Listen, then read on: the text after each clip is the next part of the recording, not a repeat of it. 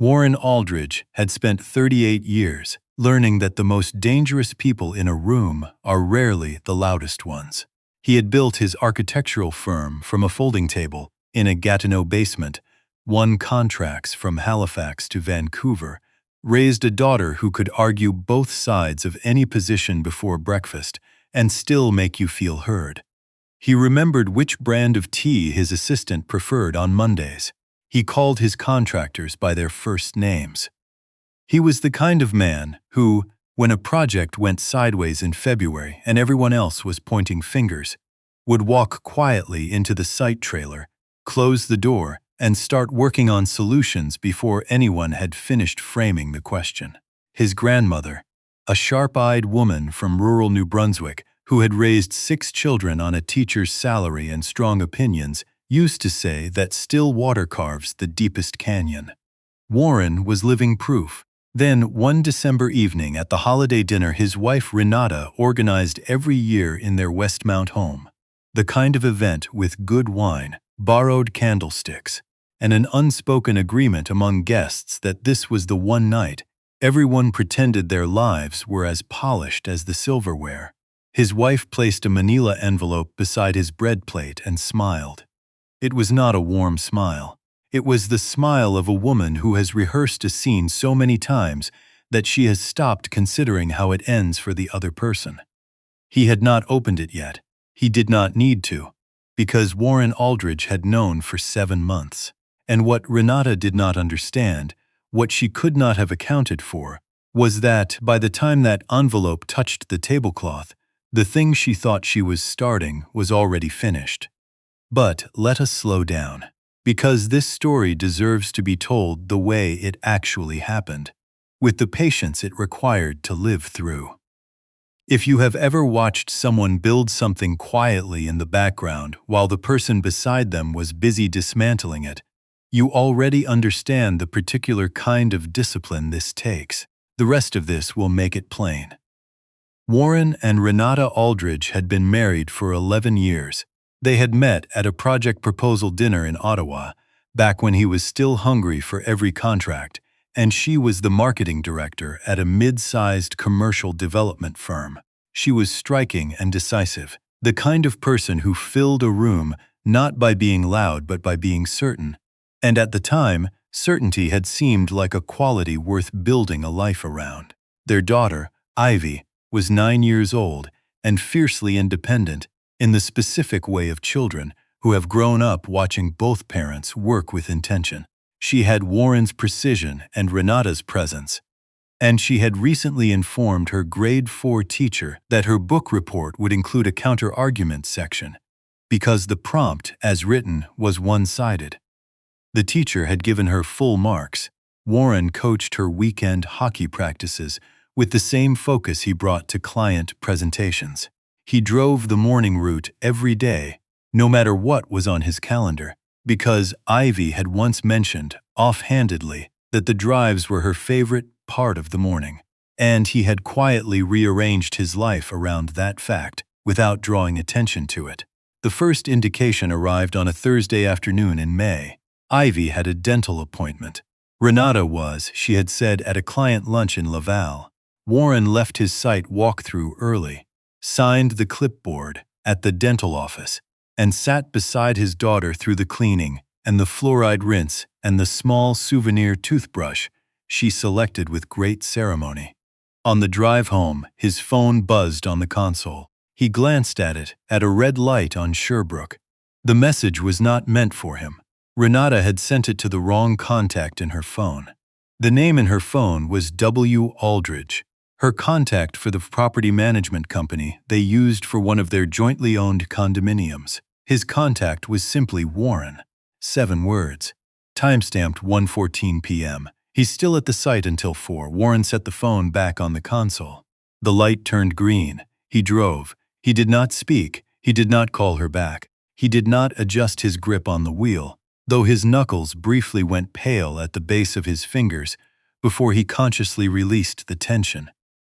What he felt in that moment, if pressed, would be difficult to name accurately. It was not surprise in the clean sense of the word. It was the particular sensation of a suspicion you had been quietly carrying for some time suddenly acquiring weight and shape and an address. Ivy was talking about the hygienist's penguin print scrubs. He answered in the right places. His voice was perfectly even. That night, after Ivy was asleep, he lay in the dark listening to the specific rhythm of Renata's breathing. He thought in the same methodical way he thought through a structural load calculation, identifying what was known, what needed to be confirmed, and what the most efficient path forward looked like without collapsing anything that did not need to fall. Psychologists call it compartmentalization. For Warren, it was simply the only mode of operation that had ever made sense to him. Emotion as weather. Observed, noted, set aside until there was time and space to address it properly. Over the following 2 weeks, he confirmed 3 things quietly and without involving anyone else. First, the property at 440 Rue des Érables, a loft-style unit he and Renata had purchased jointly as a rental investment 4 years prior, had not been listed or rented in 11 months. Yet the utilities were active, and there was a set of keys unaccounted for in the cabinet beside the front door of their home. Second, the mileage on Renata's car on Tuesday and Thursday afternoons was consistently 38 to 42 kilometers, more than her stated destinations would account for. He did not track her. He simply started paying attention to the odometer in the natural course of handing her the car keys and receiving them back. Third, he searched the name Desmond, the only first name in the misdirected message thread, visible in the preview before he closed it, against her professional contacts. The name appeared once, attached to a development consultant she had referenced in a meeting 2 years prior and mentioned only in passing since. He stopped there. He had enough to understand the shape of what he was dealing with. He did not need the rest yet. He called his lawyer on a Monday morning, not a divorce attorney, not yet. Just his longtime business counsel, François Lemaire, a careful man in his early 60s who had guided Warren through every significant contract dispute and corporate restructuring of the past decade. Warren trusted him in the precise way you trust a person who has been consistently right about things that mattered. He explained what he suspected and what he needed to understand before deciding on next steps. François listened without interrupting. Then he referred him to a family law specialist, a woman named Simone, who was known in Montreal legal circles for being methodical, composed, and allergic to unnecessary escalation. Their first meeting was booked under a client consultation for a building on Saint Laurent that did not exist. She asked him what he wanted. He said, his daughter, the firm's assets protected, and a clean exit when the time came. In that order. She made a note. She said, then let's build this correctly from the beginning. He spent the next 3 months doing precisely that. He began systematically organizing the firm's financial records. Everything clean, everything documented, every joint account and shared asset, mapped with the precision of a man who understood that paperwork would matter more than emotion when the time came. He moved a substantial portion of his personal capital into a protected structure with Ivy listed as beneficiary.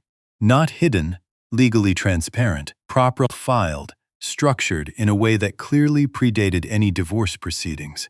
At home, nothing changed visibly. He still brought home St. Viateur bagels on Saturday mornings because Ivy had once declared them non-negotiable. He still sat at the kitchen table on Sunday evenings while Renata organized her week, making the small domestic conversation of 2 people maintaining the surface of something. She did not sense anything different. The particular tragedy of people who are good at deception is that they often become poor at detecting it. One evening, she looked up from her laptop and asked if he seemed distracted lately. He said he had a complicated foundation issue on the Point St. Charles project. She nodded and went back to her screen. She was not curious enough to follow up, which told him something it would have been kinder not to know. The second development, the one that opened the full picture, came from a source he had not anticipated. Renata's older brother, Quincy, was a quiet man, a high school geography teacher in Brossard, who had always treated Warren with the specific warmth of someone who recognizes a deep person and decides to say so without being asked. They did not see each other often outside of family events, but there was a mutual respect between them that had never required maintenance. Quincy called on a Saturday in August, when Warren was in the backyard helping Ivy build a weather station for her science fair project. He almost let the call go. He didn't. "Can you meet me this week?" Not at the house. Somewhere quiet, they met at a coffee shop in Longueuil on a Tuesday afternoon. Quincy arrived first and had already chosen a table in the corner, away from the windows. He wrapped both hands around his mug the way people do when they are carrying something they have been holding for too long and are finally about to set it down. He did not say he was sorry before he started. He just started. He told Warren what he had heard and seen and been asked by his sister to stay quiet about. His voice was level and low the whole time, with the particular composure of a person who has made a decision they know is right and is still paying the full emotional price of it. When he finished, Warren was quiet for a moment. "How long have you known?" Quincy exhaled slowly. "Since March." "Why now?" He looked at his mug. She started talking about the property portfolio, the firm's valuation, timing. "I'm a geography teacher, Warren. I know nothing about money, but I know what it sounds like when someone is calculating." Warren looked at him for a moment. "You're a good man." Quincy shook his head slightly. "I'm her brother. This was the hardest call I've made in 20 years. I know, and I won't forget it." From that meeting forward, Quincy became the one person inside that family circle Warren could speak to honestly. He was not asked to gather evidence. Warren would not do that to him. But he was the thread that confirmed what Warren had already largely assembled on his own. And having him meant Warren was no longer building in complete isolation.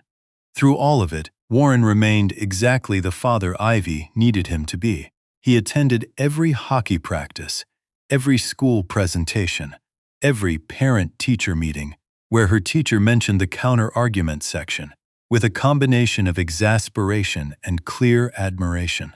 He made her breakfast every morning she had an early game, the same thing each time, eggs and toast with the crusts cut off, because she had once said she preferred it that way at age 6, and he had simply never stopped.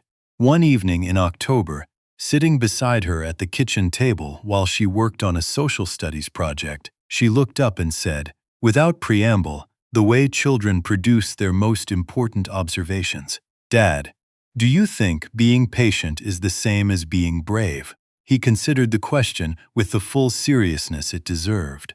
"I think they're different muscles," he said. "Brave is the moment. Patient is everything before and after it." She chewed on this. Then she wrote something in her notebook. He did not ask what. On more nights than he could count, after she was asleep, he sat at his home office desk until well past midnight, reviewing documents with Simone over encrypted file transfers, organizing the asset timeline piece by piece. Not with anger, not with the desire to wound, with the same clean, forward-facing discipline that had built everything in his life worth keeping. By December, every element was in place. The dinner was Renata's tradition, 12 guests. The dining room with the good tablecloth, the Quebecois playlist she had been curating since their second year of marriage. She had organized it with her usual precision. Ivy had been allowed to stay up for the first hour and had departed voluntarily at 8, declaring the adult conversation insufficiently interesting. Warren had his phone face down beside his plate. He had spent 40 minutes that afternoon in a recorded call with Simone, confirming that the filing was complete. He had a hotel room booked in the plateau. He had given Quincy a heads-up, in general terms, about what the evening was likely to bring. He was ready. Renata waited until the dessert wine was poured.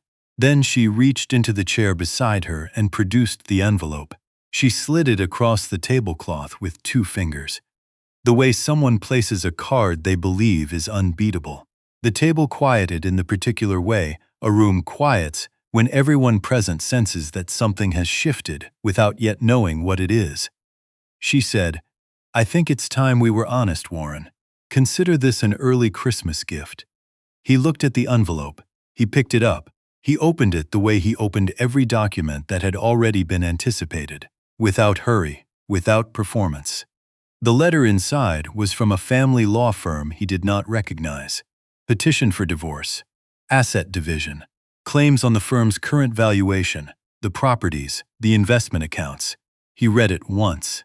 Then he refolded it along its original crease and set it on the table in front of him. He looked at her, and he said quietly to the entire table, "Check your phone, Renata. The email has been there since this morning. Take your time reading it." She reached for her phone with the unhurried confidence of someone who has no reason to expect what they are about to find. She opened her inbox. The confidence lasted approximately 4 seconds. What replaced it was not dramatic in the way of movies. It was more precise than that.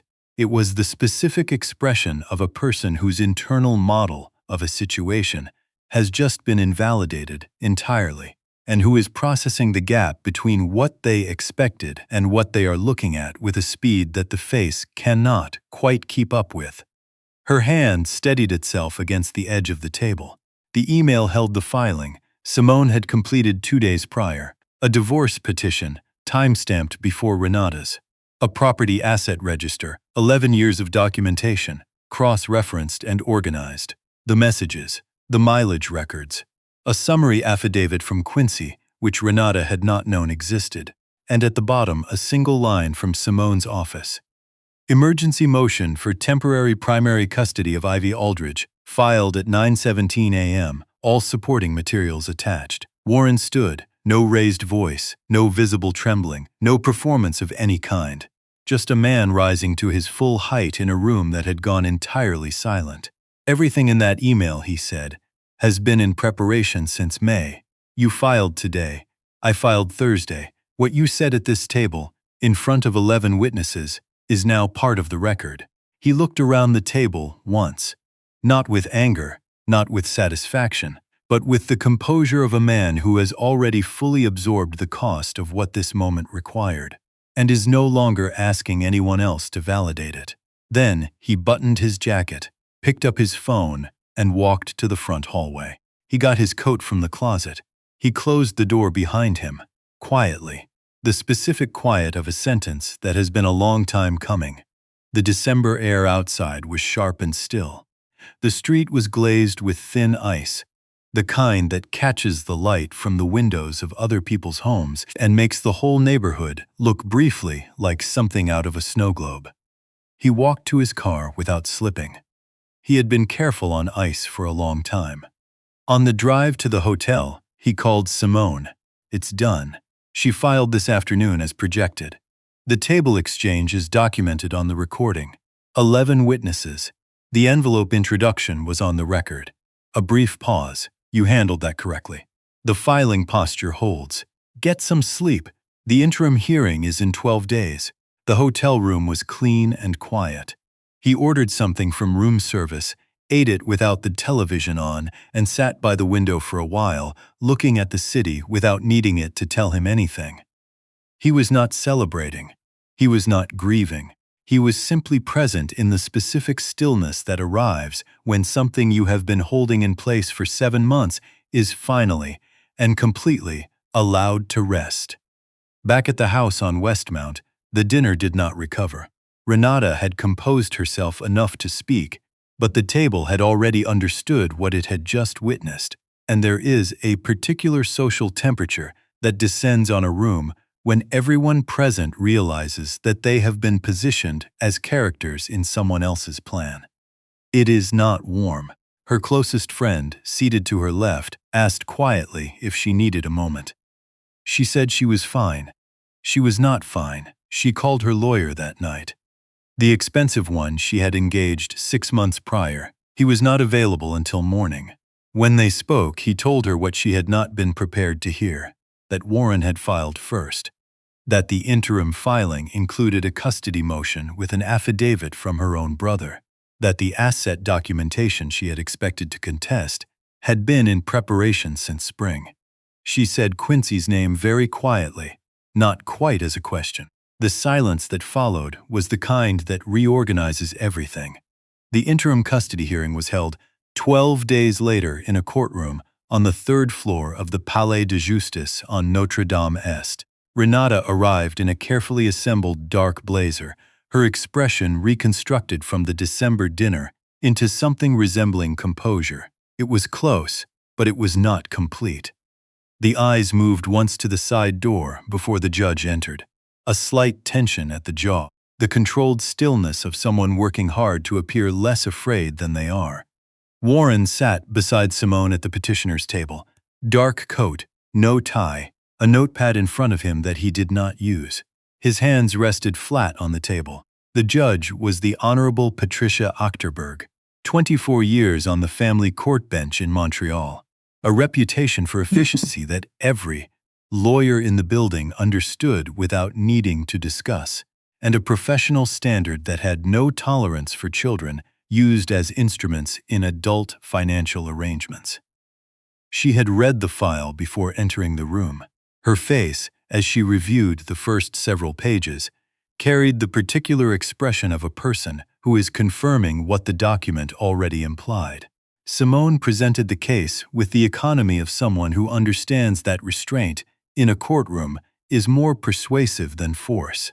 The property records first, the asset timeline, the communications evidence, the mileage documentation.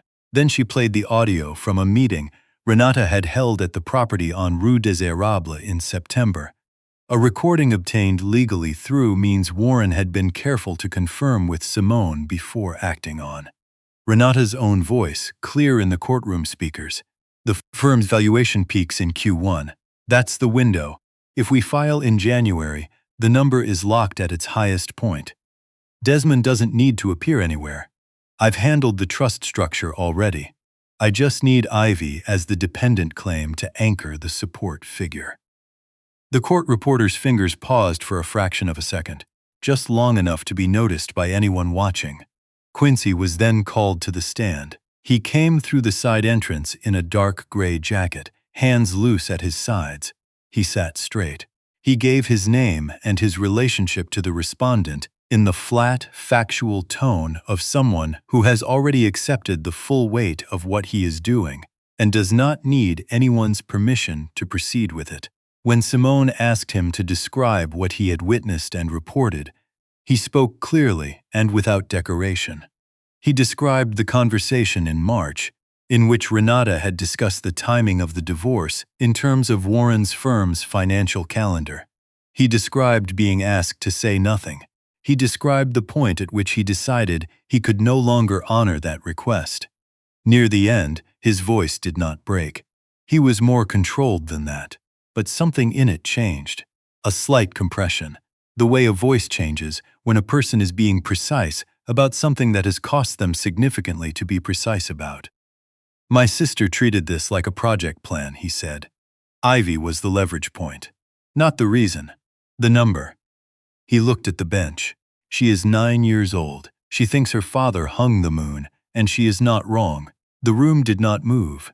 Judge Achterberg set her pen down and looked at Renata for a long, quiet moment, not theatrical, not performed. The specific look of a person who has spent 2 decades in rooms like this one, watching people reveal themselves under pressure, and who has developed a precise, professional recognition of what she was seeing. When she spoke, her voice was level and unhurried. This court has before it a documented, multi-month pattern of deliberate financial planning, in which the petitioner's minor daughter was incorporated as an asset calculation, rather than considered as a child with independent developmental and emotional needs. The respondent's own language, anchor the support figure, does not describe a parent. It describes a transaction. She paused. This court takes seriously. The rulings came in sequence. Interim primary custody granted to Warren Aldridge, effective immediately. Supervised access for the respondent, 2 hours per week, at a court-designated family contact center with a court-appointed monitor present. Joint asset freeze pending full proceedings. Quincy's affidavit accepted into the formal record. Each ruling landed in the courtroom the way a statement lands when it is clear and accurate and cannot be walked back. Renata did not move through any of it. Then, as Simone was organizing her materials, and the room was beginning its quiet shuffle toward the exit, Renata stood. She crossed the short distance between the two tables before her counsel could redirect her. Warren was sliding his notepad into his bag. Warren, he looked up. Her face had no strategy left in it. What was there instead was something stripped and plain, the expression of a person who has exhausted every constructed version of themselves and is left with only what is real. I know I have no ground to stand on. I know that. I just need you to know that I understand what I did. Not the way I'll say it in mediation. The actual way. Simone, from just beside him, said his name quietly. Warren looked at Renata for several seconds. He did not look angry. He did not look relieved. He looked at her the way you look at a version of a place you used to know well, with complete recognition, and with a settled and permanent kind of distance. He said nothing. He picked up his bag, gave Simone a brief nod, and walked toward the courtroom doors at the same unhurried pace he walked everywhere. Outside, the January sky was the high, clean white of a Quebec winter morning after a fresh snowfall. He drove directly to his sister-in-law's house in NDG, where Ivy was spending the day. He knocked twice. The door opened and she was already there, coat half on, backpack over one shoulder, completely unconcerned with the fact that she was still wearing one snow boot and one sock. Dad, as if he had simply been gone for an afternoon. He crouched down and held on. The particular grip of a man who understands, with total clarity, what he came close to losing, and who has chosen, with full knowledge of the cost, to keep choosing what he has. Hey, Bug, you ready? She held up the single-booted foot. I can't find the other one. We'll find it. They found it behind the dryer. 3 months after the interim hearing, Renata made a decision that resolved the remaining uncertainty in a single afternoon.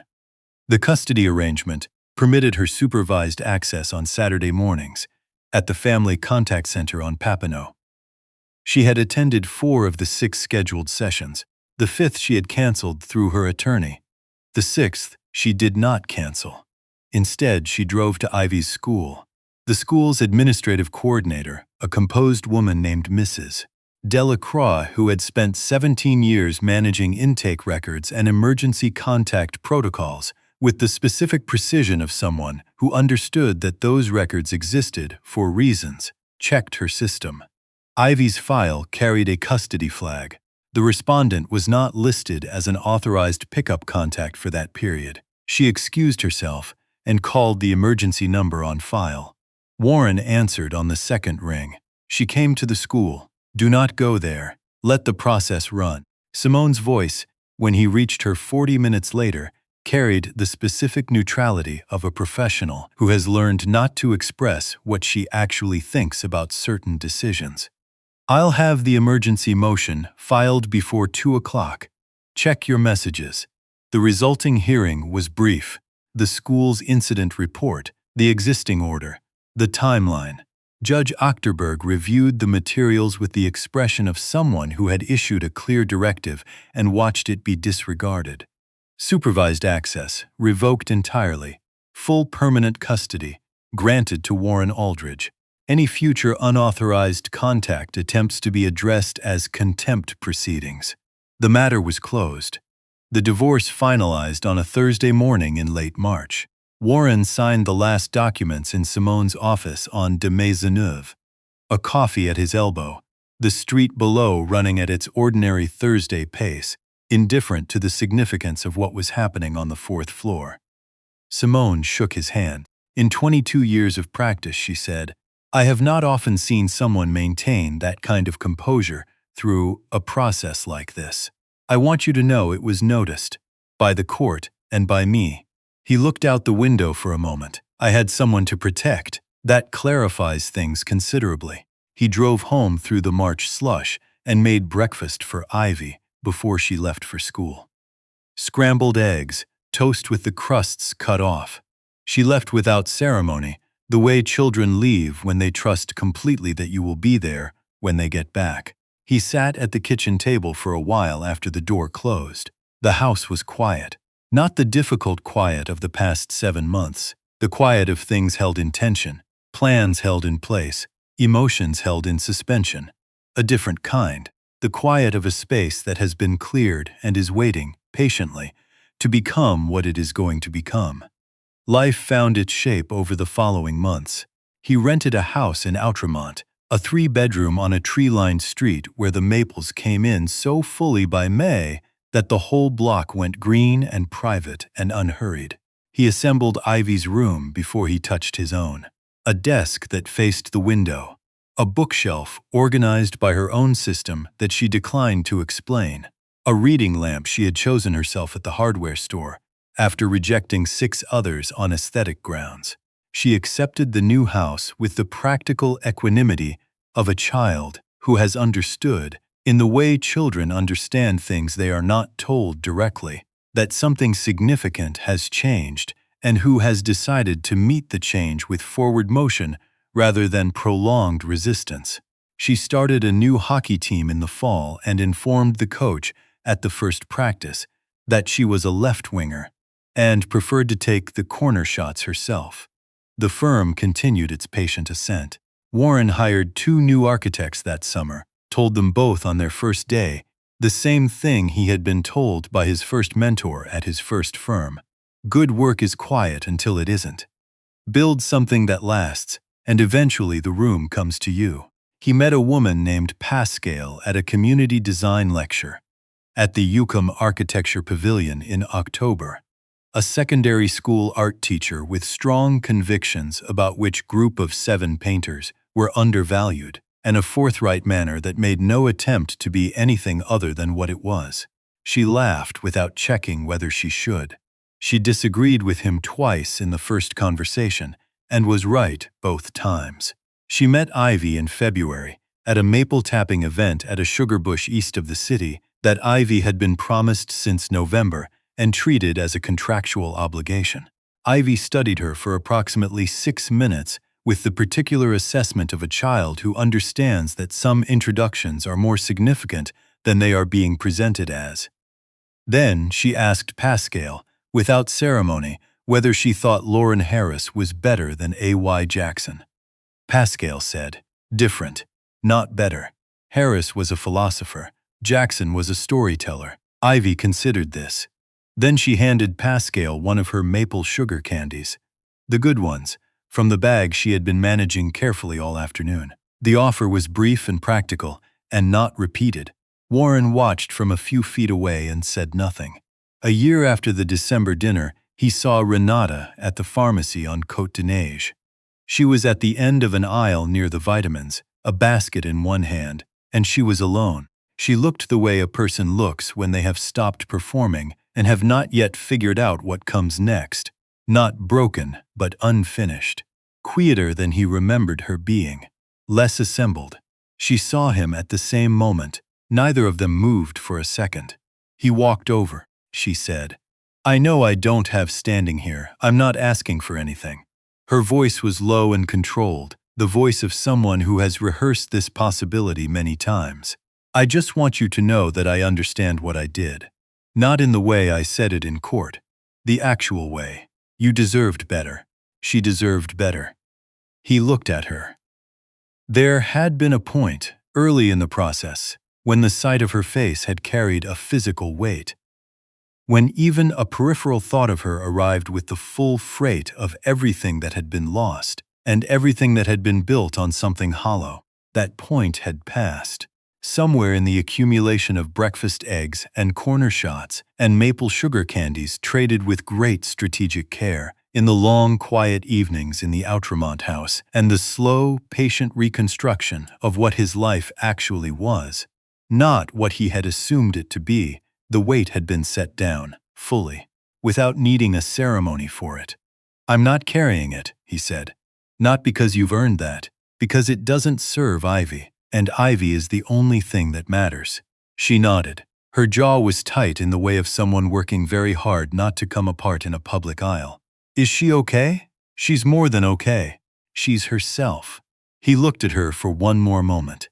Take care of yourself, Renata. He meant it. He turned and walked toward the front of the store. That evening, after Ivy's bath and her 2 non-negotiable bedtime stories and the elaborate process of settling her stuffed Arctic fox, who had recently developed complex sleeping requirements, Warren sat on the edge of her bed in the soft glow of her reading lamp. She was nearly asleep. Her hand rested loosely around 2 of his fingers, the same way it had since she was very small. Since the nights she was afraid of the thunder and needed something solid to hold while the world outside was loud and imprecise. He stayed. The house was quiet around them, the particular sounds of a home that has found its rhythm. Pascal moving softly in the kitchen downstairs, the old radiator ticking in the hallway, the maple branches outside tapping once against the window glass, losing contact, finding it again. He whispered to his daughter, in the dark, in the still room, to no one else but her. You are the thing I built everything around. Not because I had to, because there is nothing I have ever made or planned or chosen that I am more certain of than this. You are exactly where I am supposed to be. Ivy breathed on, deep and steady, held completely in sleep. He stayed there for a while. The lamp cast a quiet circle of light over her bookshelf, the one organized by her own private system, the one that leaned slightly forward at the top because of the weight of the larger art book she had accumulated, and he looked at it and was grateful, quietly, fully, in the particular way that has nothing to prove and nowhere else to be. The people most worth paying attention to are rarely the ones filling the room with the most noise. They are the ones building something real in the ordinary hours.